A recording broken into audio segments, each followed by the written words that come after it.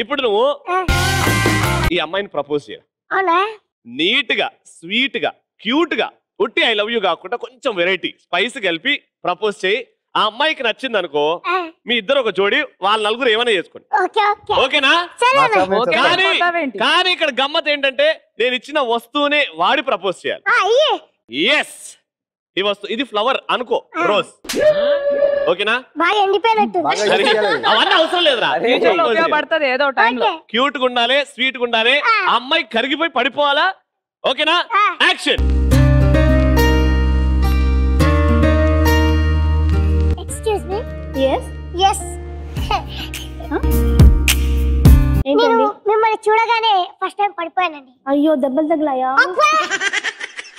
ఇది మేము ఎక్కడో ఉన్నప్పుడు వేసేసామండి. మిమ్మల్ని చూస్తే ఈ చిప్పే గుర్తొస్తుందండి. ఈ చిప్పలోనే మిమ్మల్ని చూసుకుంటూ, రోజు ఈ చిప్పలోనే మీరు నీళ్లు తాగుతూ, ఈ చిప్పలోనే మేము అన్నం తింటూ, మిమ్మల్ని తలుచుకుంటూ ఉన్నాను. అంటే ఆమె చిప్ప మొహం దానే కదా మీ అర్థం? మీరు మధ్యలో అవసరమా? వాళ్ళకి ఏదో క్లారిటీ ఉందిగా. ఆ చిప్ప అంటే కొబ్బరి చిప్ప, కొబ్బరి పచ్చడి చేసుకోవచ్చు దాంతో, కొబ్బరి పచ్చడి చేసుకోవచ్చు దాంతో. ఈ చిప్పని చూస్తే మీరే గుర్తుకొస్తారు. ఈ చిప్ప బొచ్చు మీ బొచ్చు లాంటిది, మీ హెయిర్ లాంటిది. ఈ చిప్ప ఇది ఉంది చూడండి, ఇది మీ నోస్. ఇది ఉంది చూడండి, ఇది మీ ఐస్. అదవుతుందా?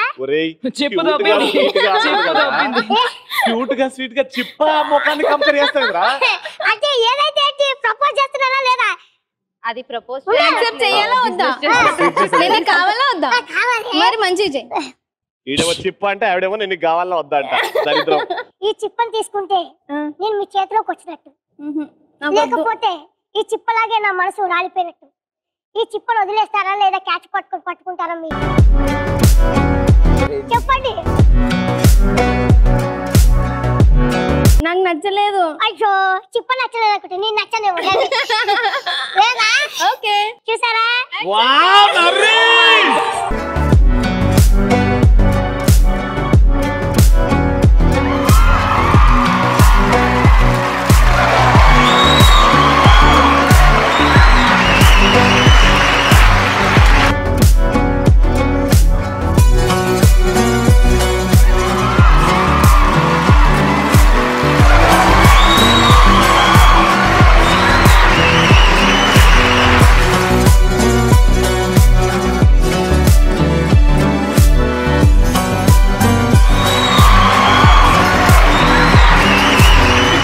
ఒక గార్డెన్ లో ఒక చిప్ప కోసం అక్క తమ్ముడు కొట్లాడుకుంటారు చూడు. పర్ఫెక్ట్.